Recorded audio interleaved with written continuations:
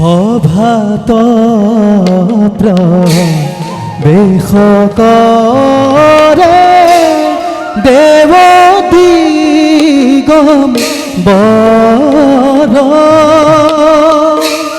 হাতে শূল ধৰিয়াহে দেখি মনোহৰ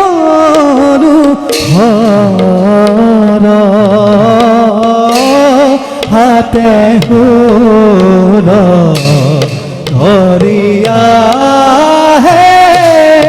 দেখি মনোহৰ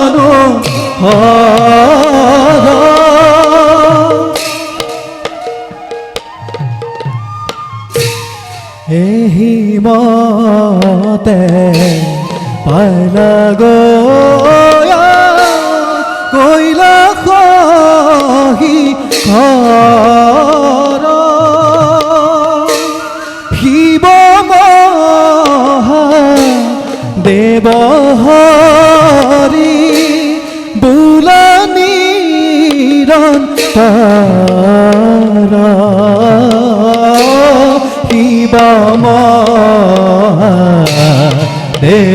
হৰি বোলা নিৰন্তৰ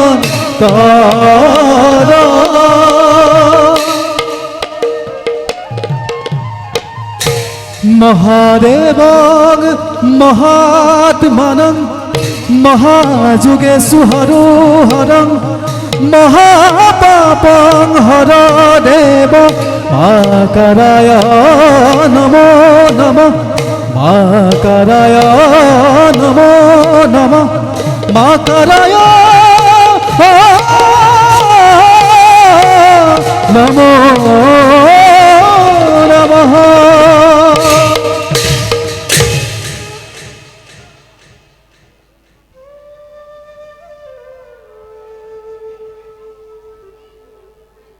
আমি জগতৰ ঈশ্বৰ হয়ো সৰ্বকালেই দৰিদ্ৰ হয়ে ৰইল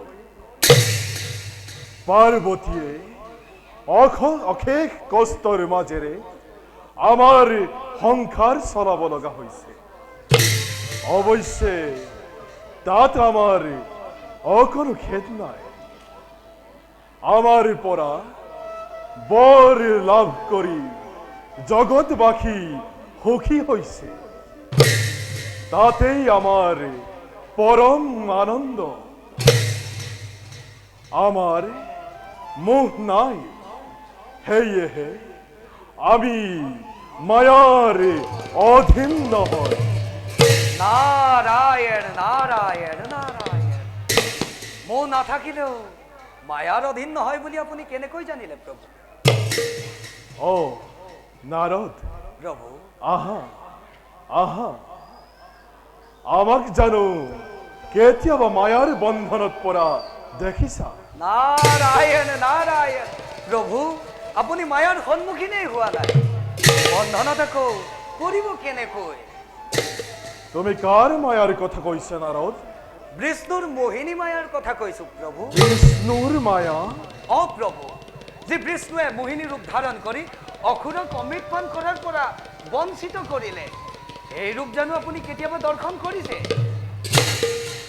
নাৰায়ণে মোহিনী ৰূপ ধৰিলে হয় প্ৰভু ভালকৈ বুজাই কোৱাচোন নাৰদ শুনক তেন্তে প্ৰভু কোৱা নাৰদ মহাসমুদ্ৰ মন্থনত যেতিয়া অমৃত উদ্ধাৰ হ'ল তেতিয়া অসুৰক মোহিবৰ বাবে নাৰায়ণে মোহিনী ৰূপ কৰিলে ধাৰণ আৰু সেই ৰূপত ভুল গৈ থাকোঁতেই দেৱগণে অমৃত পান কৰি গুচি গ'ল সঁচানে নাৰদ প্ৰভু সঁচা হলেও সেই মায়াই আমাক স্পৰ্শ কৰিব নোৱাৰে নাৰায়ণ নাৰায়ণ অ কথা আৰু কামৰ মাজত অনেক সময়ত সম্পৰ্ক নাথাকিবও পাৰে প্ৰভু মই জিতেন্দ্ৰিয় নাৰদ নাৰায়ণ মই কামদেৱক ভস্ম কৰি থৈছো নাৰায়ণ নাৰায়ণ বিষ্ণুৰ মায়াই মোক একো কৰিব নোৱাৰে মই আজিয়েই নাৰায়ণৰ কাষলৈ গৈ তেওঁৰ সেই মায়াময় মূৰ্তি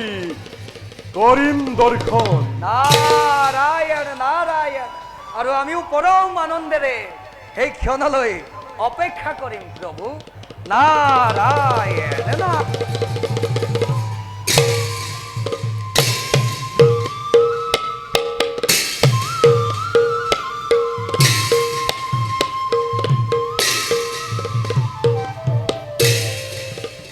মায়াকো দেখিব বুলি শিৱ ফুল পানী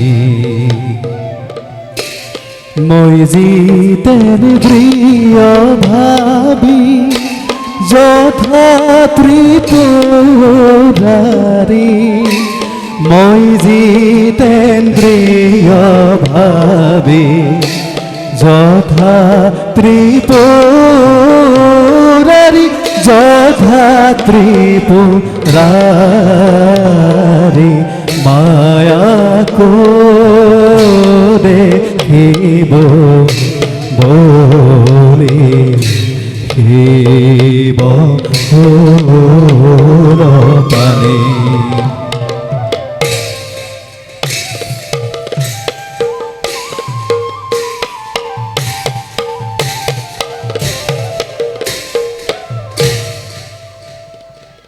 আমি যি ভয় কৰিছিলোঁ সেয়াই হ'ল। নাৰদৰ উচতনিত ভোলানাথে আমাৰ মোহিনী ৰূপ দৰ্শন কৰিবলৈ এইফালে আহিব লাগিছিল। যেনে তেনে বুজাই শান্ত কৰিব পাৰিলেই হ'ল, নহ'লে এক প্ৰচণ্ড বিপৰ্যয়ৰ ধুমুহাই ধৰিত্ৰীৰ বুকুত তোলপাৰ লগাব।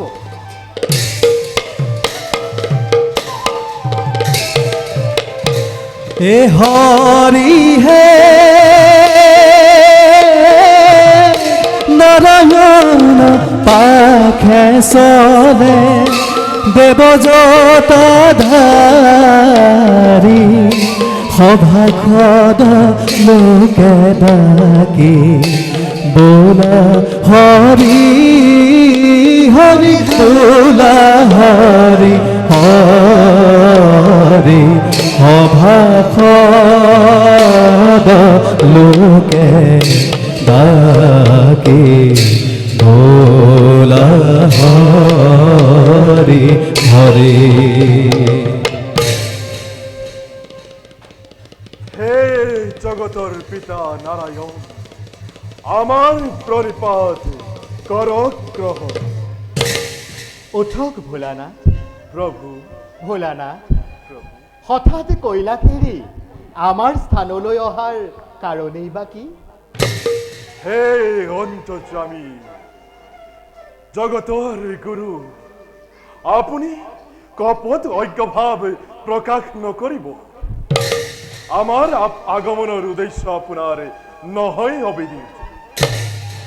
আপুনি যি অপূৰ্ব নাৰী মূৰ্তি ধাৰণ কৰি অখুৰক অমৃতৰ পৰা বঞ্চিত কৰালে, সেই নাৰী মূৰ্তি দৰ্শনৰ হেতু আপোনাৰ কাষলৈ আহিছে। আমাৰ মনোবাঞ্ছা পূৰ্ণ কৰক প্ৰভু। ইবাৰ কৰুণাময়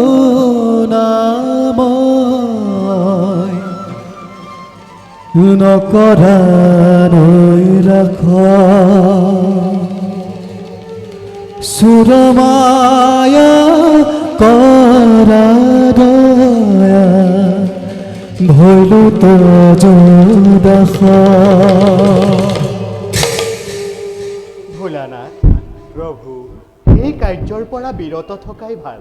প্ৰভু আমাৰ নাৰী মূৰ্তি, আমাৰ এই মায়া শক্তি, সেই শক্তি আপোনাক বিচলিত কৰিলে জগতবাসীৰ আগত আপুনি হাঁহিয়াতৰ পাত্ৰহে হ'ব।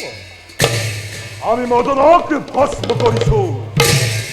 ত্ৰিজগতত এনে কোনো মায়া শক্তি নাই যি মহাদেৱক মোহিব পাৰিব। তেনেহ'লে আমি কোনো প্ৰকাৰেই জগৰীয়া নহ'ম। খন্তেক অপেক্ষা কৰক ভোলানাথ। ভাল প্রভু।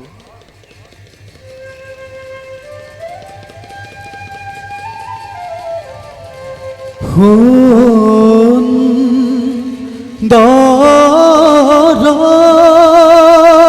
দেখিলো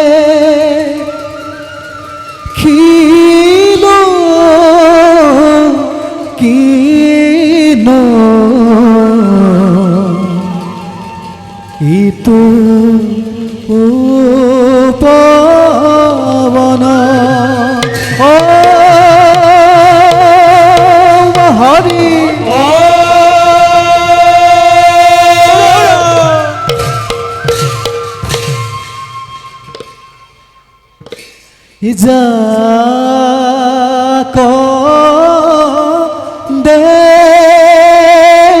যাক দেখি আজি মোর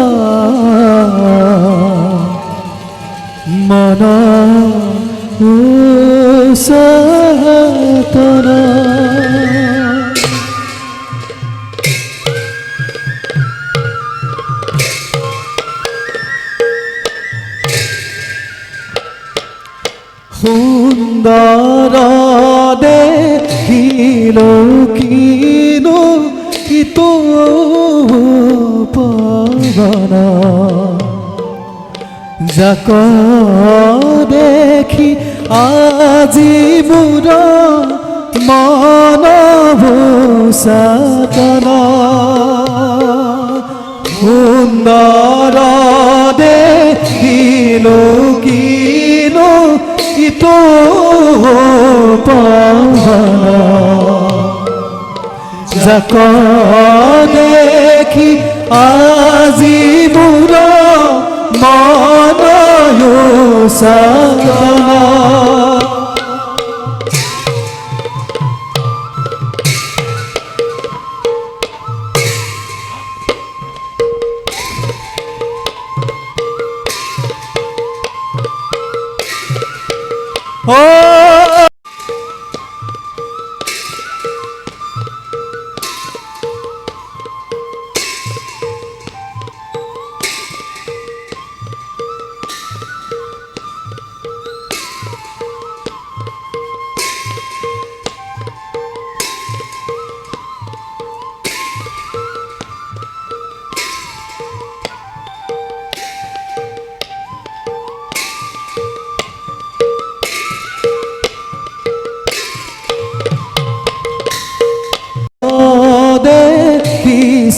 হোৱা হৰি নয়নী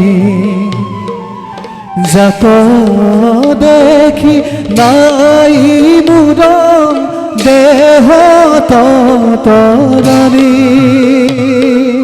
দূৰত দেখিছো হোৱা হৰি নয়নী যাক দেখি নাই মোৰ দেহ তৰণী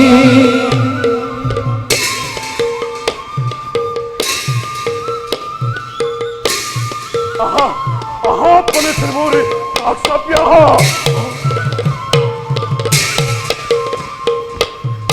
প্ৰাণেশ্বৰী প্ৰাণেশ্বৰী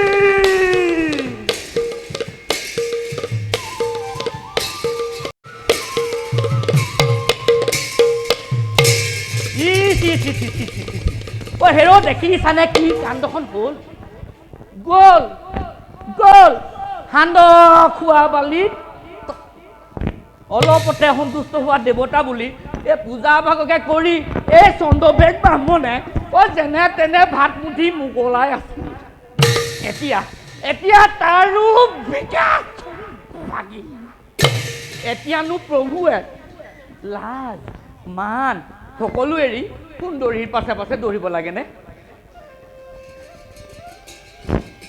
ডিঙিত সৰ্পমালা নাই হাতত ত্ৰিশূল ডম্বৰু নাই নাই দি নাই তেনে গাত বাঘত চালোন নাই তেনেকৈ আহা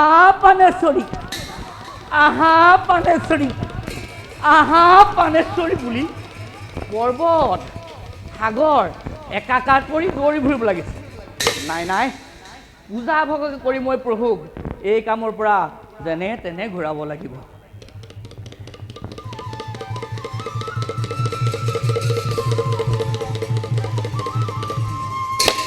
ওম নমঃ শিৱায়, ওম নমঃ শিৱায়, ওম নমঃ শিৱায়। বিষ্ণুৰ উপায় বিষ্ণু। না যাবা তুমি কাষ চাপিয়া প্ৰাণ মোৰ ধৰি যাওক এখন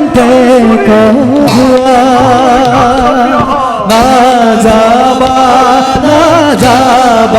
তুমি কাষ চাপিয়া প্ৰাণ মোৰ ধৰি যাওক এখন কৰোৱা প্ৰাণ মোৰ ধৰি যাওক এখন কৰোৱা প্ৰাণ মোৰ ধৰি যাওক এখন কৰোৱা।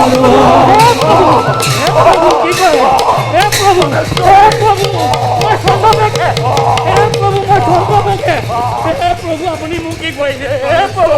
মই চন্দ্ৰবেগে, আপুনি মোক কি কৰিছে? প্ৰভু আপুনি মোক কি কৰিছে? মই চন্দ্ৰবেগে,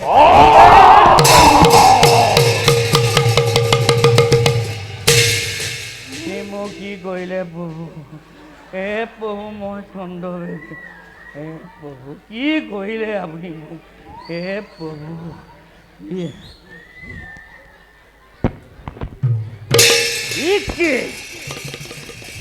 ইমান স্পৰ্ধা বামনৰ ব্ৰহ্মশক্তি তুমি ঈশ্বৰ হৈও বুজিব নোৱাৰিলা। তুমি ভস্ত ঈশ্বৰ আৰু ভস্তৰ ওপৰত জন্ম ল'বলৈ মই তোমাকে অভিশাপ দিছো। উন্মত্ত হস্তিনীৰ পিছে পিছে ঘূৰি ফুৰাৰ দৰে তুমি যেতিয়া ঘূৰি ফুৰিলা, দুৰ্জয় অসুৰ গজকেতুৰ ৰূপত তোমাৰ এক ৰূপ পৃথিৱীত প্ৰকাশিত হওক আৰু সেই অসুৰে দেহৰ অৰ্ধভাগে গজৰ আকৃতি লৈ তোমাৰ কলংকিত কামনাৰ কাহিনী জগতত প্ৰকাশ কৰক।